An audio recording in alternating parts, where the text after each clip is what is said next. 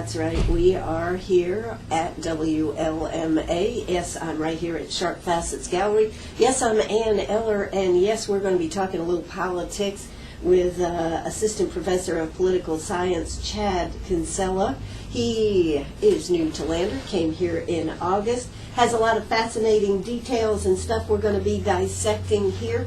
And of course, if you have a question, you know you can call 229-7984. That's 229-7984. So join us today as we talk about what happened here in South Carolina on Saturday. Chad, welcome to the show today. Thank you for having me. This is going to be fun. We're going to be talking a lot about all the different issues. But first off, what made you get into political science as a career here? Well, I studied history to start with, and then my parents told me I needed to find a job, and they said history wouldn't do. So I ended up focusing on political science. I had a lot of friends who were involved in politics. Went to a small college in Kentucky, Georgetown College, and this was back when, I'm dating myself, this was back when Kentucky was a battleground state. It was probably the last time in 1996 Bob Dole came to our campus, and I got to shake Bob Dole's good hand when he came. So I was kind of hooked ever since. Between this fight, Kentucky was actually visited by Clinton and Dole.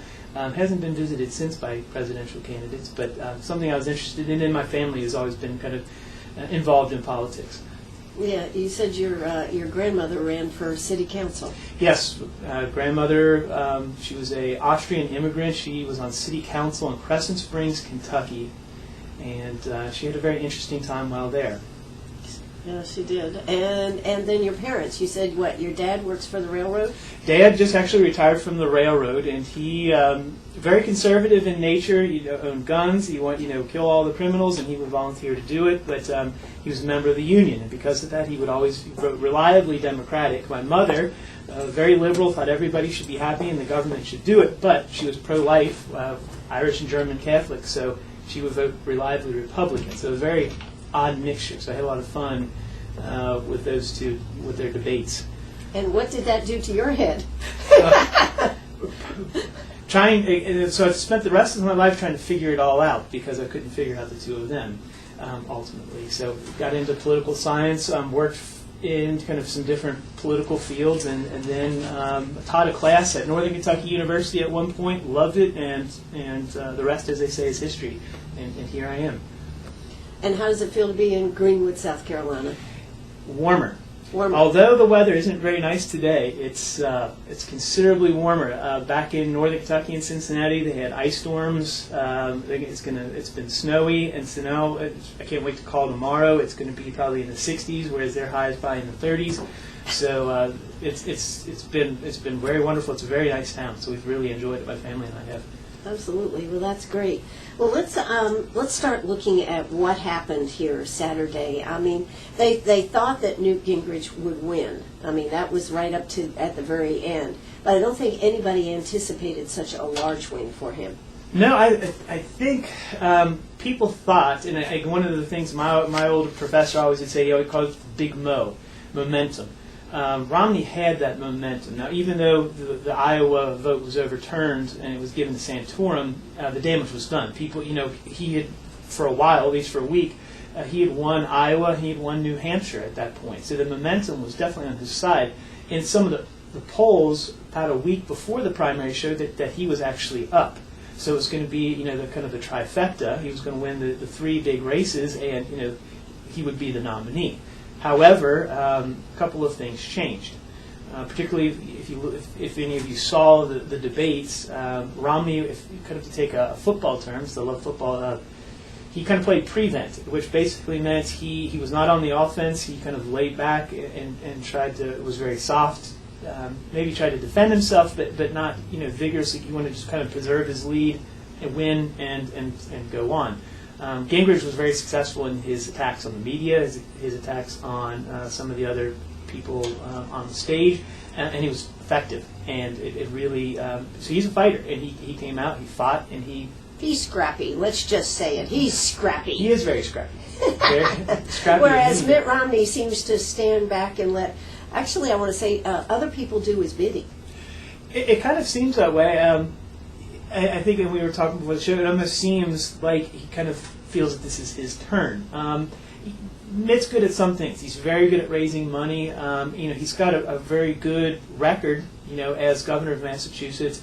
And he was a Republican in a Democratic state. Yes, I mean, to be a Republican in Massachusetts and be functional means something. Again, the Republican Party in Massachusetts could probably meet in a phone booth. There are very few Republicans in Massachusetts. If you look at their state legislature on their website, you could probably count the number of state senators on one hand that are Republican in Massachusetts. So he had to work with a lot of Democrats in order to have any accomplishments to speak of in Massachusetts. So I mean, you could say that's something appealing in this time where we say we're very polarized by party and ideology.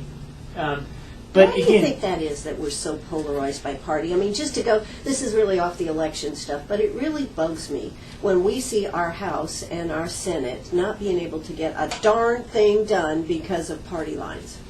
That's a great question, and that's probably one of the biggest questions. Again, from the academic standpoint, that's one of the things. Maybe we don't make it as exciting, but that's one of the things we try to study. One of the things, if you note, it's something I like maps, so I do a lot of political geography, and you can kind of look around and. Yes, he does, folks. Yes, I ran out of time, so actually I got a black pen and a red pen and colored in a map of South Carolina. Now, not one of the maps I'm proud of, but with political geography, you can kind of see if you look.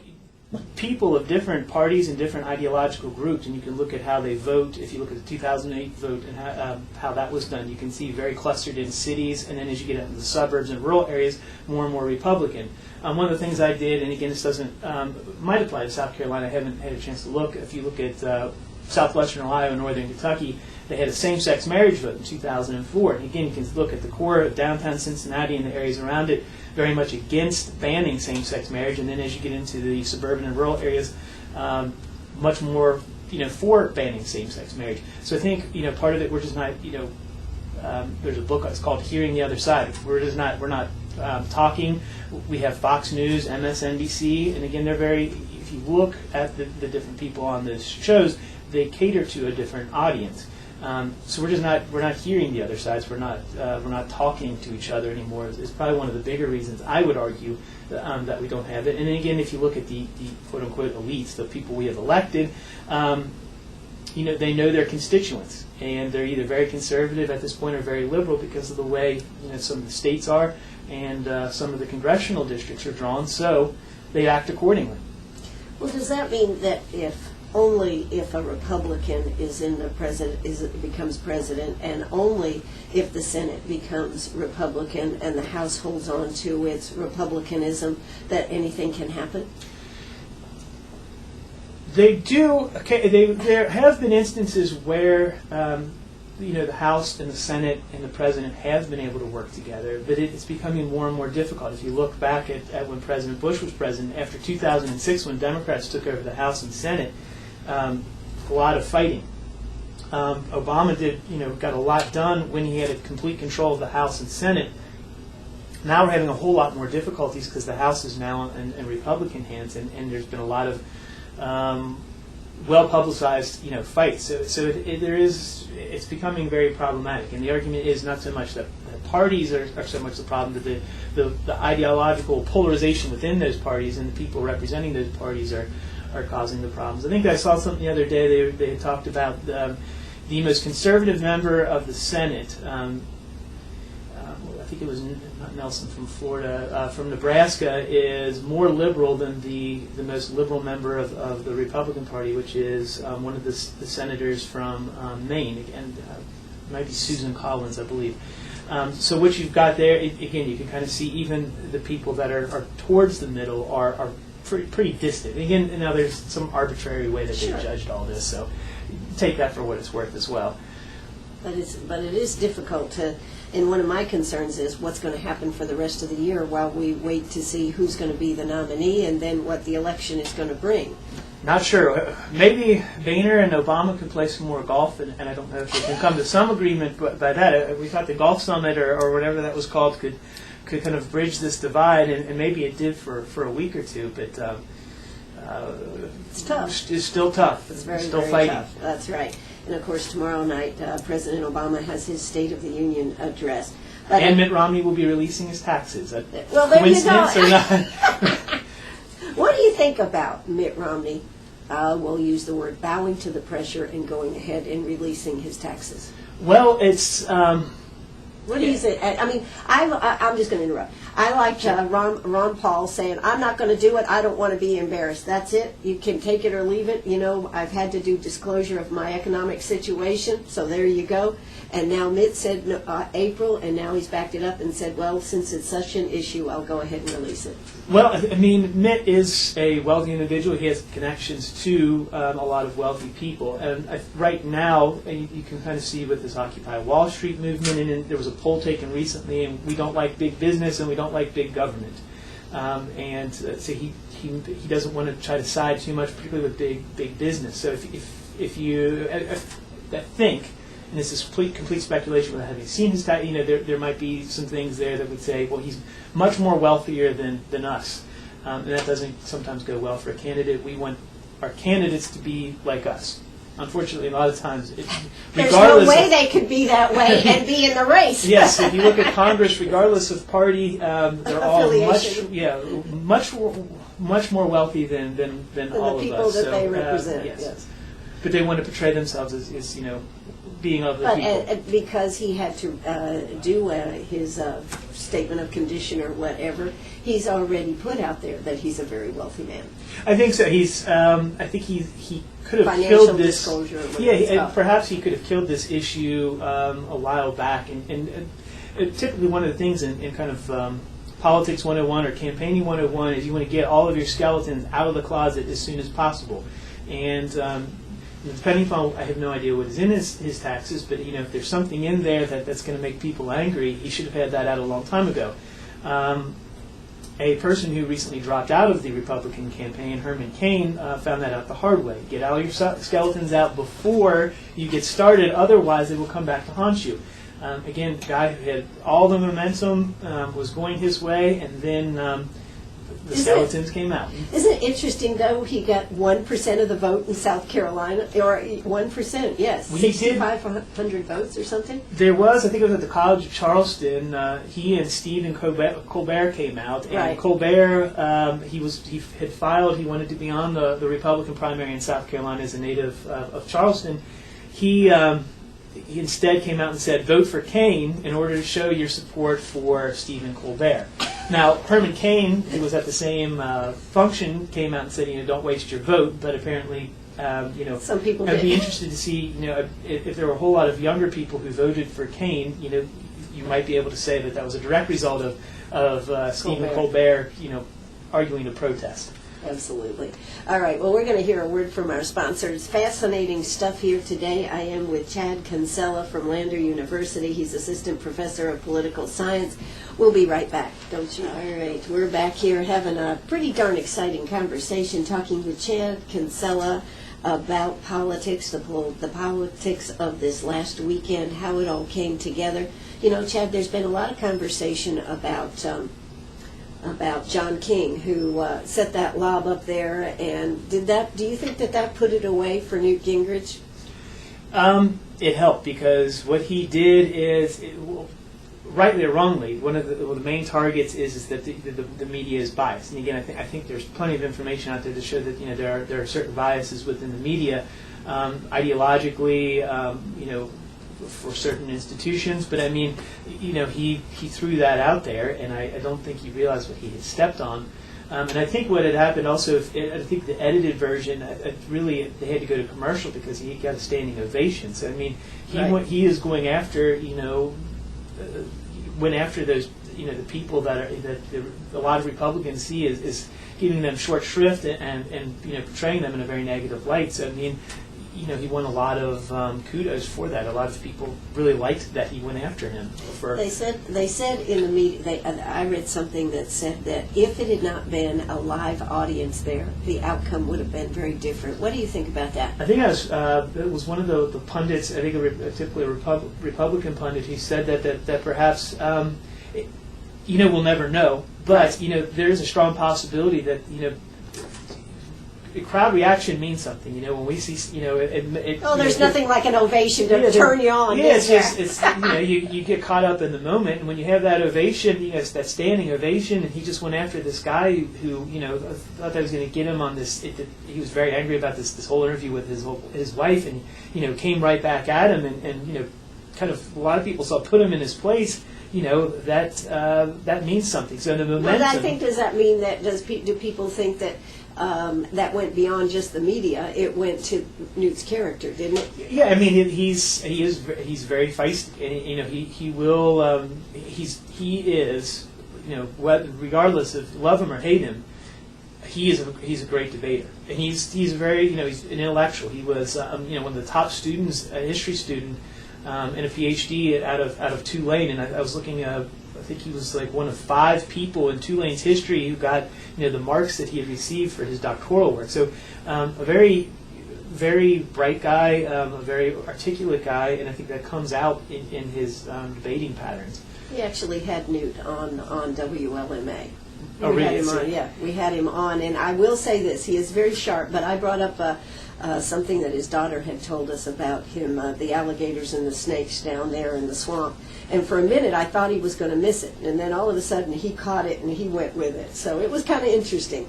Yeah, he is a great debater. Love him or hate him, he does. And that. And again, when he started off the show with with that kind of momentum and that kind of good feeling, momentum is a big part of politics. It's a big part of sports, anything within with people. So I think that put the momentum squarely with him, and really nobody else was able to take that away from him. So perhaps, we'll never know, but there could have been a different outcome had there not been a live studio audience there with that cheers. The theater. The theater kind of, yes. Yeah, so it was a very theatric moment. So it did help him.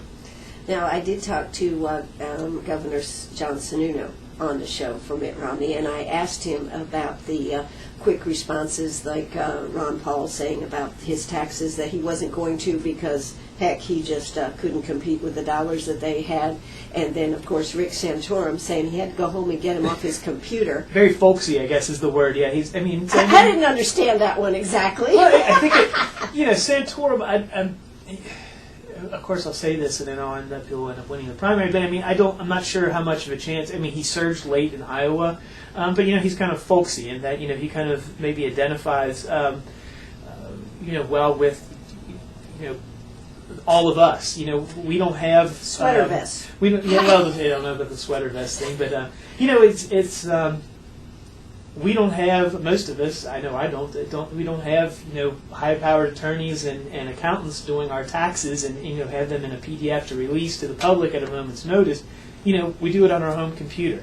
And, that was kind of the moment that, I don't have my taxes with me. It's on, my home computer. That's something we can identify with. Common everyday person. Common everyday person. So, and my wife, who is, as much as I'm into politics, she's not a huge fan of politics, and that, things like that, his folksy attitude.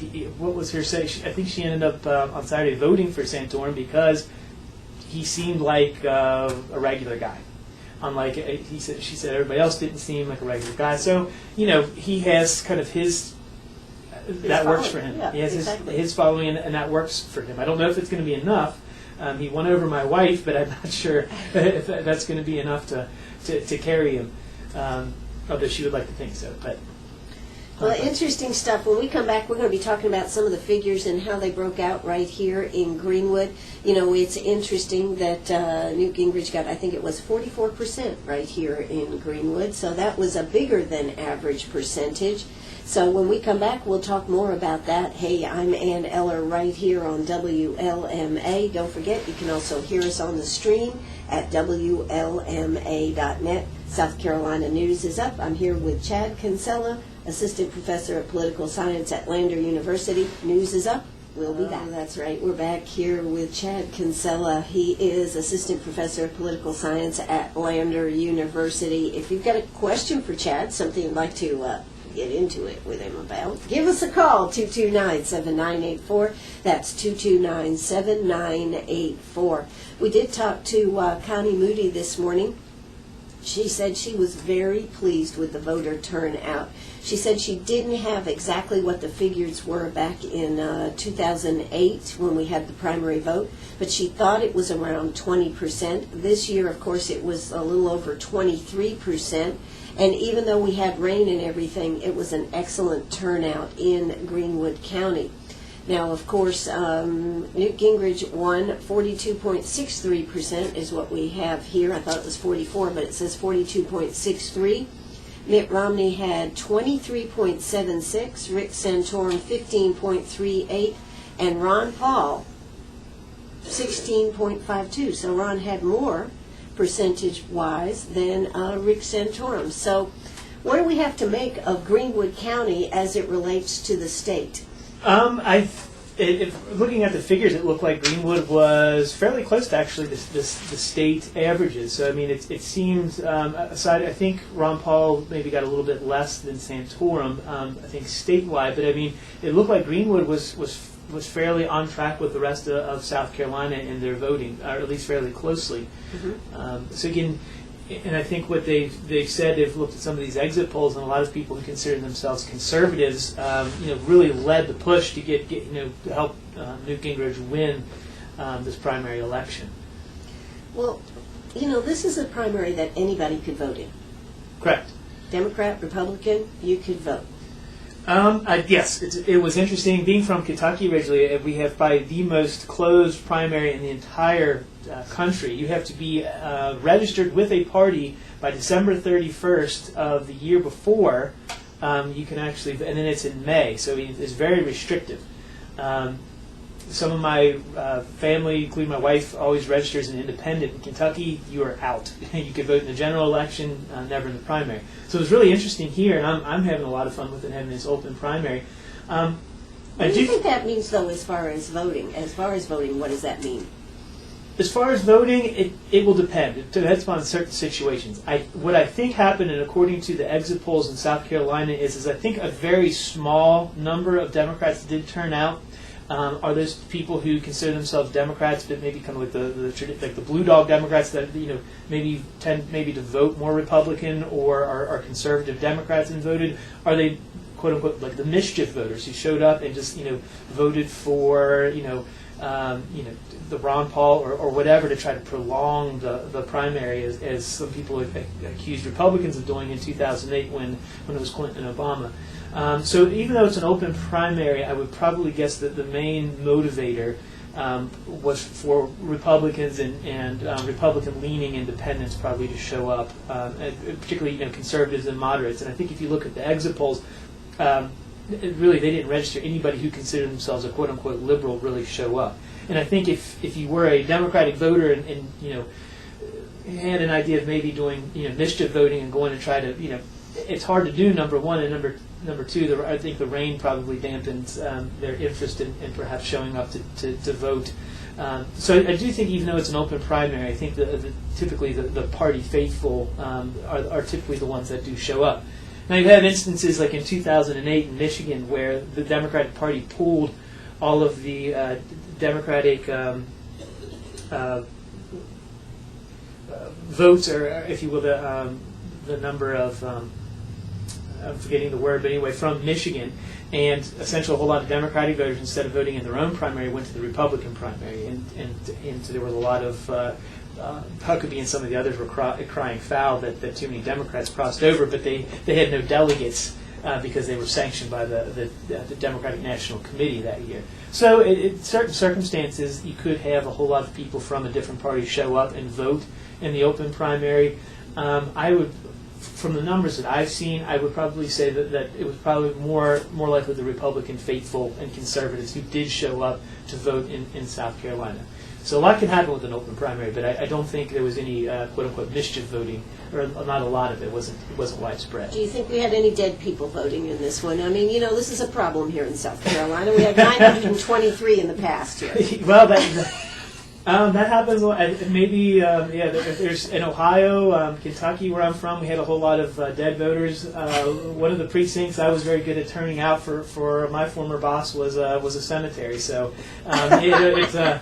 It's anything can happen, but hopefully not. We may have had some dead people vote. There was a lady who once was interviewed. I can't remember what the medium was, but she voted in Ohio and Kentucky. She had homes in both and voted, which is again illegal. But that's called getting 2 votes instead of just your 1. Yes. Right? So hopefully she has settled or as a Maine resident. Yes. Exactly. Well, now let's look at what we have here. We had Newt Gingrich with 42% here in Greenwood. Mm-hmm. Then we had Ron Paul. Now, Ron Paul, what do you have to say about Ron Paul? Is he going to drop out or is he going to stay in? What's going to happen? He says he's staying in. What do you think? My prediction for Ron Paul, and true to his form, is I think that he'll stick it out regardless if Newt or Romney win the next several primaries, caucuses. I think he'll stick through thick and thin, and I think that's been his form.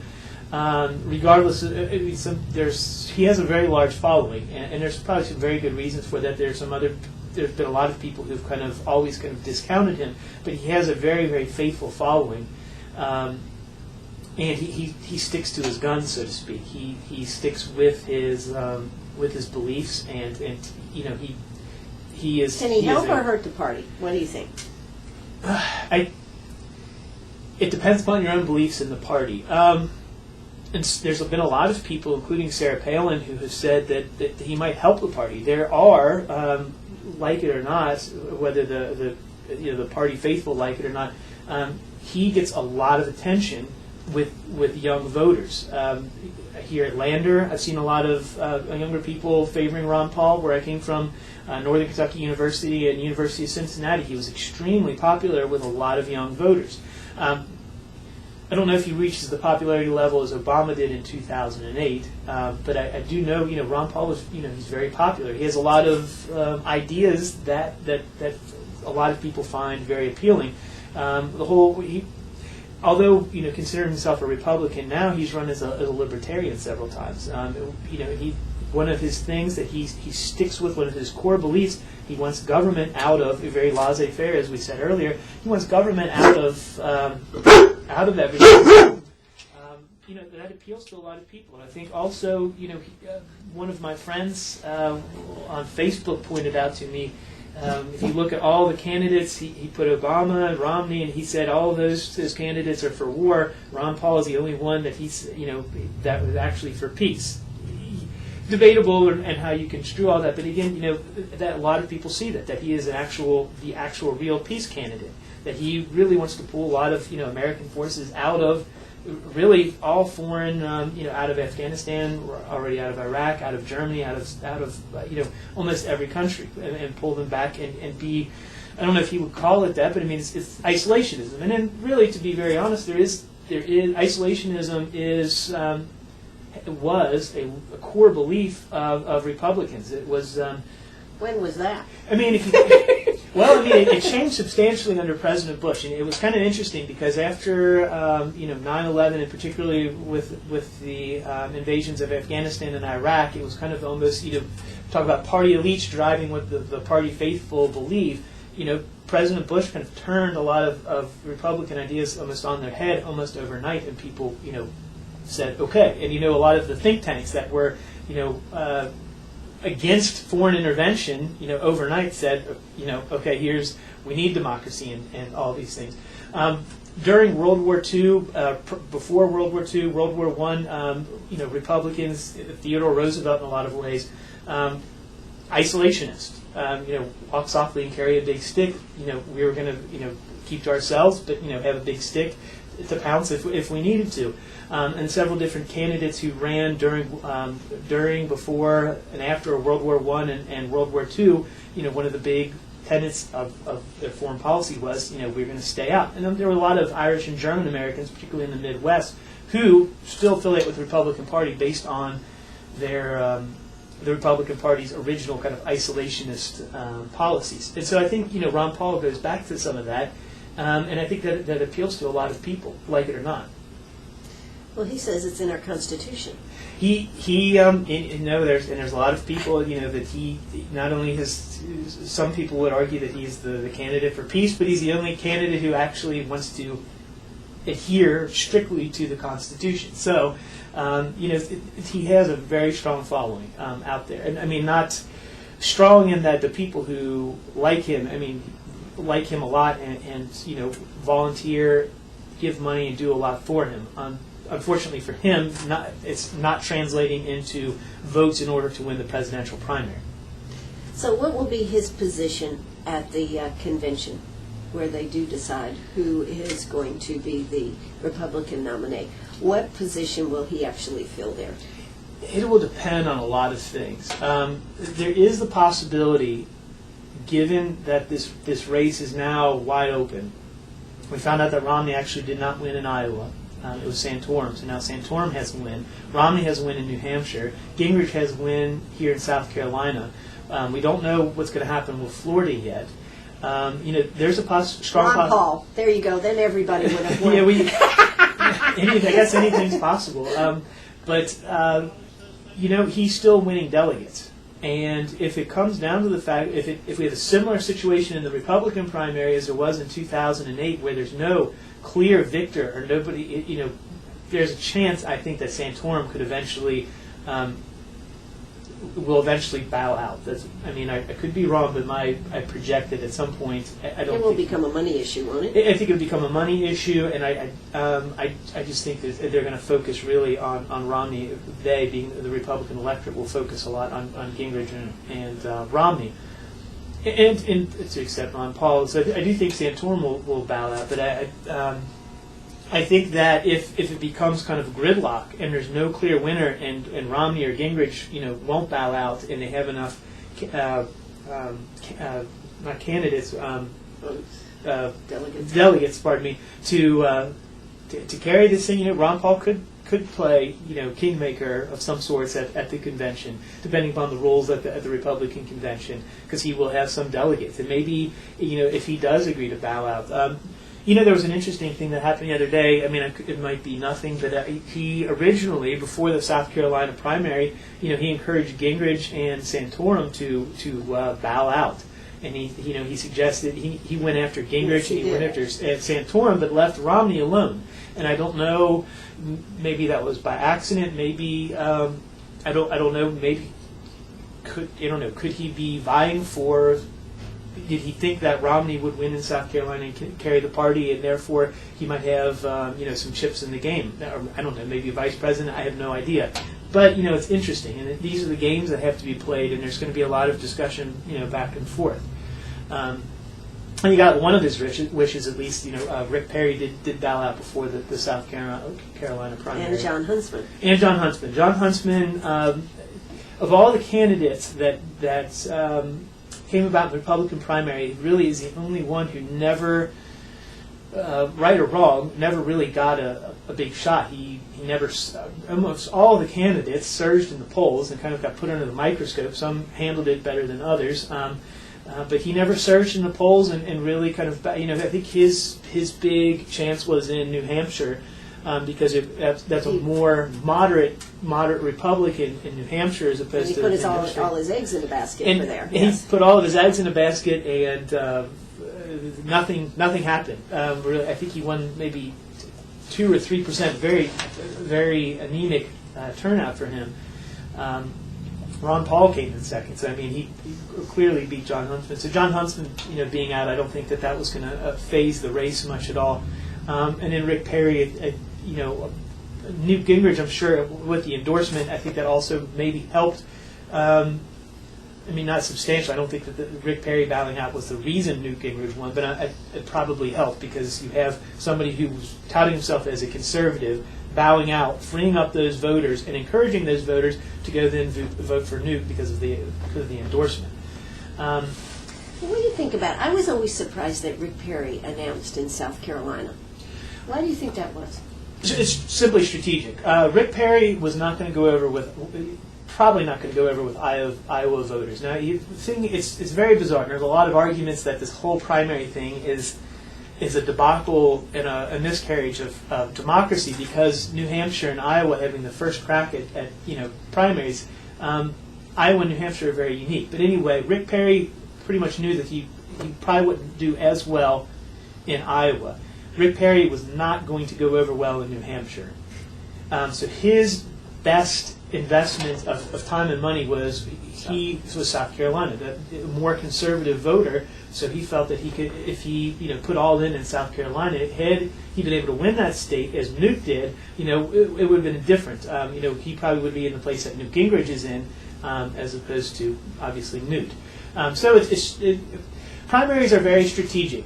Momentum means a lot. And the problem with Rick Perry is, and if you saw any of the debates, he bungled it. Bungled, yeah. To try to put it, Nicely. I was trying to think of it nice, but he did. I mean, he really did bungle it. Was We playing. hate for our president to have a senior moment when he's debating with somebody of high power. Yeah, it was tough, and I mean, it's been played, parodied on Saturday Night Live and several other places. It was like a 53 second pause. Pardon me. Speaking of senior moments, a 53-second pause, and he couldn't. He wanted to cut these different programs and stuff, and he couldn't think of the third. That's where having notes would have been a good idea. Yeah, but perhaps having notes, we couldn't find them, and there was a great parody on Saturday Night Live. But it was kind of like the air coming out of a balloon. So he was out, but the momentum. He kind of shot out of a cannon. He was the front runner until the debates, and then he never got it. There were some people out there saying, "Hey, give this guy another look." It's not a commentary on him. He's the longest serving Texas governor, but he just didn't have very good debates. So again, it's strategic, but he lost all the momentum before South Carolina. So there is a lot of all of these people have to do strategy. If you remember back in 2008, the original front runner for the Republican primary was Rudy Giuliani, and he ended up getting no delegates. Where did that come from? I remember in grad school I wrote a paper on what would happen in a Giuliani-Clinton showdown. Needless to say, that paper is now to the scrap heap of history. I got it wrong on both accounts. But he's the one that surprised me though. Fred Thompson. Everybody thought Fred Thompson, going back, Fred Thompson would light fire, and here he was, the attorney on the Law and Order, and Order and everything, and then he just it was like, I don't know, why am I doing this? I just never saw that fire. People were, they in the primary, and you could see this earlier when you kind of had the field, and they were just moving to try to get Chris Christie in and some other, or Donald Trump for some people, bring them in. We wanted, as many voices as possible, and he was, one of the ones who was out there, and people thought he would be a terrific voice, and I don't think that he had as big a catastrophe as Perry did, but he did. He kind of was shot out of the cannon and just kind of landed with a thud. He didn't go over very well and very quickly bowed out. So anyway, Giuliani, same thing. He knew that he wouldn't do well in Iowa for reasons that still are beyond a lot of political reasoning. He pulled out of New Hampshire. He knew he wouldn't do well in South Carolina, so he put all of his eggs in Florida. The momentum was already behind McCain. McCain being kind of a more moderate, Giuliani being particularly a social moderate. So he was, by Florida, he didn't win. He won a few percentage points in Florida, so it was bad strategy. So strategy goes into a lot of this. Henceforth, again, to kind of go back to your original question, why did Perry focus on South Carolina? That was going to be his best chance. Unfortunately, it passed him by. Yeah. It bombed. Well, when we look at McCain and his performance against Obama, he never, I remember sitting there watching him and saying, "You need to put a little fire in there, bud." Yeah. Well, one of the key, we watch these, and I try to tell this to my class. We watch all these debates, and the key of debates is we're supposed to the public, us as the rational public, we're supposed to sit down and very carefully consider all these things that are said on all these debates. What we've political scientists, we actually do find a couple of interesting things. One of them is we actually don't care about what they say. We care about what they look like. If you go back to well then, okay. McCain had no hope then. I mean, if you think about it, now, image is key. And the debates, and henceforth the debates have been, they're very sanitized now by the parties because, they want to decrease the possibility of, a giant zinger where, you could look like an idiot because that could really destroy your campaign. Becomes the line. It goes back to Kennedy and Nixon. Kennedy, young, he had a tan, he wore a dark suit because of black and white TV. Good-looking guy, he looked great. Does anybody remember anything that Kennedy said during the debate? I doubt it. I don't remember anything. I've studied. Nixon, he wore a light suit. He was already peaking because he had a cold. He wasn't clean-shaven. And he a looked, big nose. Yeah, and a big nose. He looked old, he looked frail, and he looked very sickly. And that, Nixon had all the momentum until that debate, and it had nothing to do with anything Nixon said or Kennedy said. It was image. Same thing goes back with Obama. Obama, he's tall, he's younger, he looked good on camera. McCain, some of the things, he's got the problem with his shoulder, and that was broken because he was a prisoner of war. He has several different, and he's definitely older. And again, right. Some of his physical features are because he was a captive in a North Vietnamese, the Hanoi Hilton, and it was, suffered greatly under that. But I mean, it's still the fact of the matter is you kind of have an older guy who looks a little broken, broken and looks his age, and then you have kind of a younger, clean-cut guy who looks really good, and, looks polished, looks youthful and energetic. And and he's a good speaker. And he's regardless of what you could say about President Obama, he is a fabulous communicator, and people, that resonates with people. So people who weren't, rabid Republican or rabid Democrat and weren't settled in already, they watched those, and they may not. We would say that they got something from the debate and listened to what they said, but image matters. Rightly or wrongly, image matters. So therefore, when we take Romney and Newt Gingrich, and again, Romney, there was I can't remember, one of the pundits on Sunday talked about Romney-ness. Romney, he's originally from Michigan, and he exudes a lot of being from basically the Midwest myself. Kind of the aw shucks darn. He's not a kind of fire and brimstone. He's not a great fighter. And again, right. One of the things they said is he's got to go. He can't play prevent defense. For those, if you like football, prevent defense for sitting back and letting plays occur so long as they don't score. He can't do that anymore because now he's the pressure's back on him. He's got to attack. 2008 when he attacked, came after McCain, it looked very unnatural and it did not resonate with people. I don't know if he's been able to fix, I'm sure he's had a lot of coaching on debating, but it's something that he does not look natural on, and he's going to have to go up against, particularly Newt Gingrich, who is a like him or not, a great debater, and he's going to have to go on the attack, and he's got to look natural doing it. The question is, can he? So image does matter. And then, like you said, Newt looks fantastic when he debates.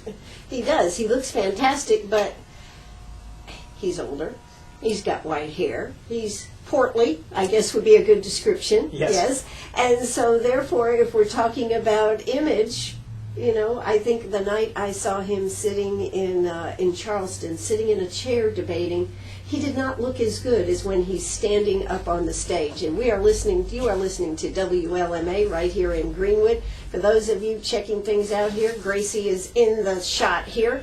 But we're going to just finish up this conversation, and we're almost done. It's been a fascinating one. Hey, Gracie, leave that man alone. That's Chad Kinsella right here.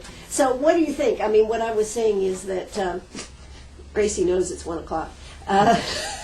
I just thought Newt looked old sitting there in the chair. Now, when he's standing up, he looked great. But when he was sitting there, he did look a little tired. Maybe he was tired when they did that. Correct. Campaigning is a vigorous process, and again, we kind of have this expectation that these candidates are simply show up and they, if it's put on their face. But I mean, it's having been on several campaigns, it's quite a rigorous process, sure. And it is exhausting. Newt, to me, seems like one of those people that when you put him in the debate, when you kind of give him the floor, that's what the Speaker of the House, of course, He knows how to roll the floor, he control just, the floor. it's maybe sitting down isn't, he maybe doesn't feel that energy, but at some point when he gets up to debate, it just kind of it hits him, and it's and he does a great job, and he exudes energy when while he's debating. He's definitely he looks a lot younger than what I thought. I think he's 67, 68 years old. So actually, I was. He didn't seem that old to me, and then Romney looks a lot younger than, I think he's 64 years old. So I was a little surprised by that. Romney looks, very, very. He looks good for a candidate. So I mean, he's got that going for him. He's got to work on his maybe his debate skills a little bit. All right, well, we are going to wind this up. Gracie has decided that it's time for this show to be over. Chad, thank you so much for coming out. I hope we can do some more of this kind of stuff as the political season goes on. Sure, be my pleasure. I really enjoyed it. All right, this is WLMA right here in Greenwood. We've had Chad Kinsella, we've had Ann Eller, and Gracie. Thanks so much, everybody. Bye-bye. Sorry.